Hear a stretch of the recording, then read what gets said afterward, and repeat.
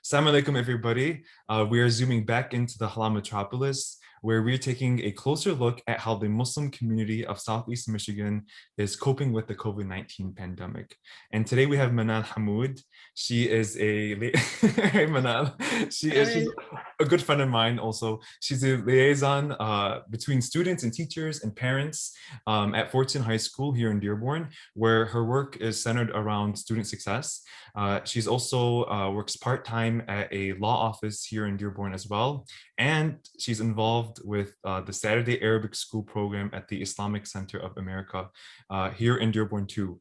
But now you have so much on your plate. I don't know. Alhamdulillah, alhamdulillah, it's all good. Alhamdulillah. How are you doing? Are you doing okay? Alhamdulillah, wallah. How are you? I'm good. I miss you too. You know, I'm glad we're able to reconnect. Yes. Exciting. So yeah. So tell me a little bit about, you know, what are students going through? What have they gone through? What are they going through right now during the pandemic? Teachers, staff members, what's going on? This has been a whole new system, a whole new change. Like, we're used to sitting in the classroom, having structure, waking up at a certain time, showing up to school at a certain time, and now everything just shifted. You know, you're at your home trying to log into school, and teachers are trying to teach while they have their own families to take care of, and it's been a lot. It's been a whole change in the whole world. You know what I mean? Yeah, I mean, I can't imagine being a young student during this time, because being in school is hard enough, and adding layer is just, it's hard to imagine how it's a struggle when there's like more than one kid at home also, and you're all zooming in at the same time, and you're trying to find that space at home for you to actually try to attend your class and focus on you. But then you have your sibling in elementary and your other sibling in middle school, and trust me, it's hard. It's hard for them, man. It's a whole new world. It's impossible in many ways, because you might be sharing a computer. That's a real reality. Thankfully, Dearborn Schools gave every kid a Chromebook. So that's been a good success this year, that every kid has their own Chromebook, so they're not sharing it at home, and they're able to just have that for themselves and do their work. So alhamdulillah, shout out to Dearborn Schools for getting that out there and getting it done. That's awesome. Tell me a little bit more about like student success. You know, what's going on with graduation rates, or students and their grades or behavior. I mean, do you even have access to this information? So I don't deal with graduation rates. As a liaison, I deal more with, academic, where they're going with their grades, and I deal with behavior. But it's been pretty good.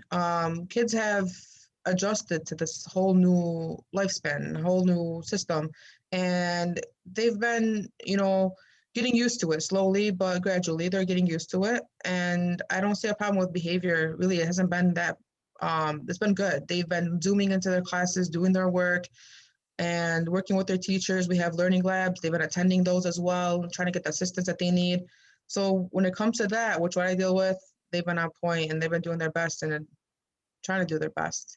Yeah. Props to all of them. Props to the students and some people in education like yourself who are just heroes. I mean, just heroes to this whole community.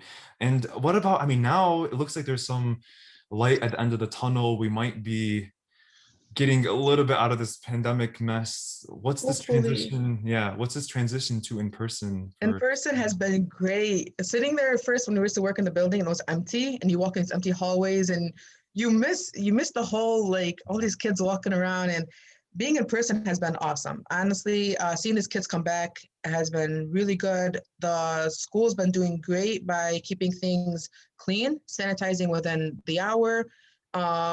Everyone's been wearing their masks at school. Kids have been, I know it's a struggle. It's hard to keep that mask on all day, but kids have been doing so well with it. So the transition has been really good. We haven't had a good number of kids yet signing on back to in person, but we have a really good number, and it's been awesome seeing them back in there. We transitioned slowly, like 1 week 9th grade, and then we incorporated 10th and incorporated 11th and 12th the 3rd week.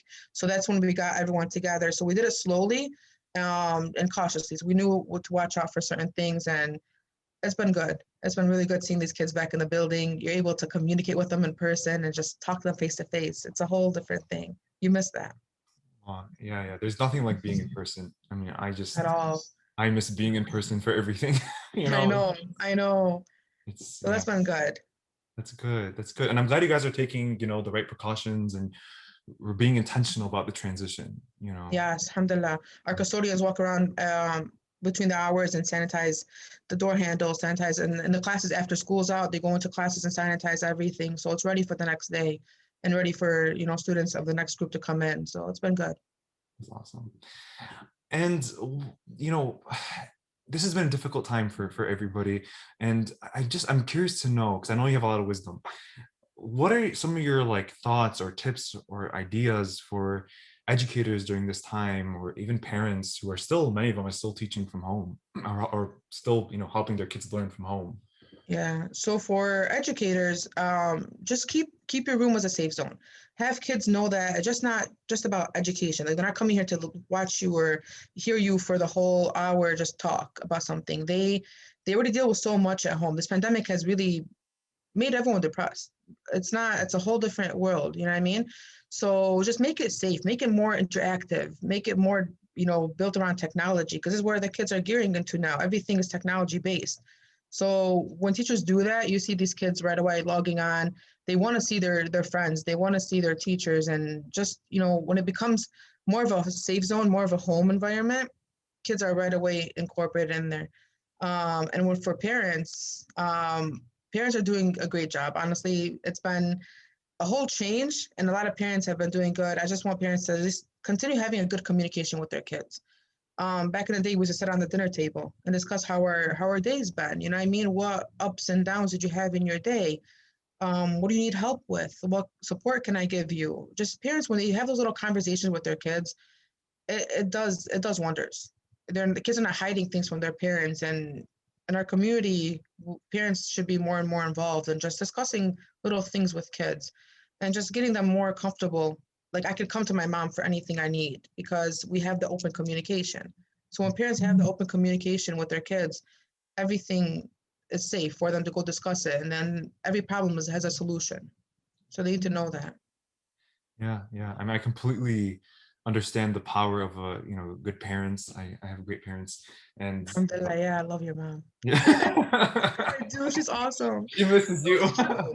It's true. When you have that at home, you feel more safe. You know what I mean? You can come to your parents when you have an issue. You're not trying to solve it yourself and adding stress upon yourself, trying to figure out a solution. You're able to go to an adult that's, you could trust and know that they'll have your back and they're there for you.